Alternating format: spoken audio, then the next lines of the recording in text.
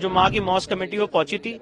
Honourable supreme court ने उनको कहा है कि आप इस मामले को लेके इलाहाबाद हाईकोर्ट अप्रोच करिए और जो भी आपको रेमेडी अंडर लॉ है आप उसको अवेल करिए। साथ ही साथ ऑनरेबल सुप्रीम कोर्ट ने कहा है कि अगर 3 दिन के अंदर आप याचिका दायर करते हैं, जब भी याचिका दायर करते हैं तो 3 दिन के अंदर लिस्ट हो, तब तक के लिए ट्रायल कोर्ट की प्रोसीडिंग रुकी रहेगी और एडवोकेट कमिश्नर महोदय अपनी रिपोर्ट सील कवर में दाखिल करें। मैं समझता हूं कि बहुत अच्छा फैसला है सुप्रीम कोर्ट का, पूरे मुल्क के लिए और अमन और शांति को मेंटेन करने के लिए बहुत अच्छा फैसला है। अल्लाह का शुक्र है, माननीय सर्वोच्च न्यायालय ने उसको मंजूर करते हुए उस पर जो जजमेंट दिया है वो काबिले तारीफ है। अभी हम आगे भी सुप्रीम कोर्ट में एक याचिका और डालेंगे और उसमें हम मांग करेंगे कि उसकी जांच जो है माननीय सर्वोच्च न्यायालय के सिटिंग जज के द्वारा की जानी चाहिए। जो मां की मौत कमेटी वो पहुंची थी, ऑनरेबल सुप्रीम कोर्ट ने उनको कहा है कि आप इस मामले को लेके इलाहाबाद हाईकोर्ट अप्रोच करिए और जो भी आपको रेमेडी अंडर लॉ है आप उसको अवेल करिए। साथ ही साथ ऑनरेबल सुप्रीम कोर्ट ने कहा है कि अगर 3 दिन के अंदर आप याचिका दायर करते हैं, जब भी याचिका दायर करते हैं तो 3 दिन के अंदर लिस्ट हो, तब तक के लिए ट्रायल कोर्ट की प्रोसीडिंग रुकी रहेगी और एडवोकेट कमिश्नर महोदय अपनी रिपोर्ट सील कवर में दाखिल करें। 8 जनवरी तक जो ट्रायल कोर्ट की प्रोसीडिंग्स पर रोक लगाई गई हो उसका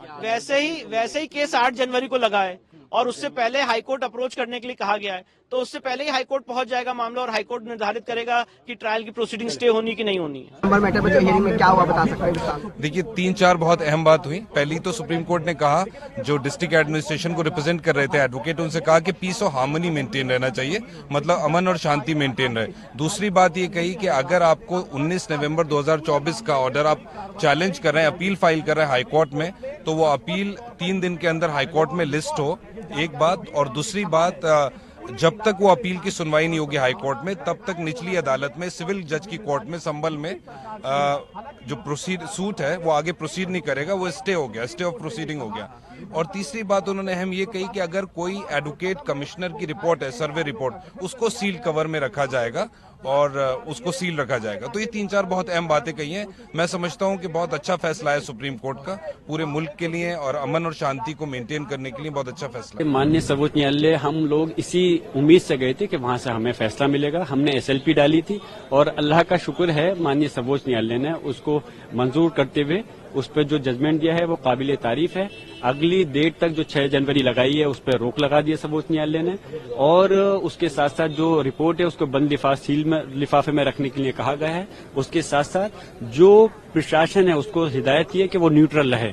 और अभी हम आगे भी सुप्रीम कोर्ट में एक याचिका और डालेंगे और उसमें हम मांग करेंगे कि उसकी जांच जो है माननीय सर्वोच्च न्यायालय के सिटिंग जज के द्वारा की जानी चाहिए। जो एक SIT भी बनी है, उससे हम सहमत नहीं है। हम चाहते हैं कि माननीय सर्वोच्च न्यायालय के सिटिंग जज की बेंच, सिटिंग जज के लोग करें इस आयोग का गठन जो हो, उसमें वो लोग होने चाहिए, तभी हक और इंसाफ मिलेगा। और अधिकारियों से जो अधिकारी हैं वहाँ पर अभी भी वही है। यकीनन जो अधिकारी हैं जिनको हम आरोपी मानते हैं, जिनकी वजह से सब हुआ है, तो इसलिए उन आरोपी के तहत तो जांच हो ही नहीं सकती। उनके रहते तो और ज्यादा मुश्किलात पैदा हो सकती है। इसलिए हम मांग करते हैं उन अधिकारियों को तुरंत हटाया जाए और निलंबित किया जाए।